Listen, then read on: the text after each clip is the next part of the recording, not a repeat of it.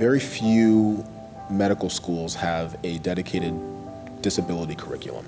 Even as practitioners, taking care of individuals with disabilities is not something that most people are comfortable with. As we go into medicine, we're going to encounter people with disabilities. We're going to encounter people with different levels of function, and it's something that we are not doing a good job of preparing our medical students for a world where you go into a room and your patient might come in a wheelchair, and then how do you address that?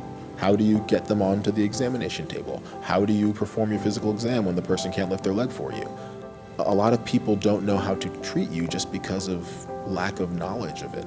Not because they don't want to, but because they just don't know how. And I have a catchphrase that I use called disabusing disability, which is hoping to demonstrate that being disabled does not mean that one is unable. And we don't talk about that to medical students. And so as a physician, I think I want medical students to know that it's okay to be human. As much as I roll into the room with my patients, I think that they don't see the chair in the same way because they see me as human.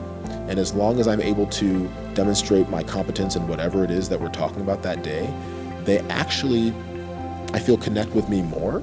And so I think that if we start to insert that education in the beginning by showing them that if you yourself have some sort of disability or limitation, that does not mean that you're not going to be a good physician. And in fact, you may be able to advocate for your patients in a way that others may not understand the ability to do. And that can have an amazing impact in not just the way that your medical education goes, but the way that you can really account for the entire population of people that we'll be caring for.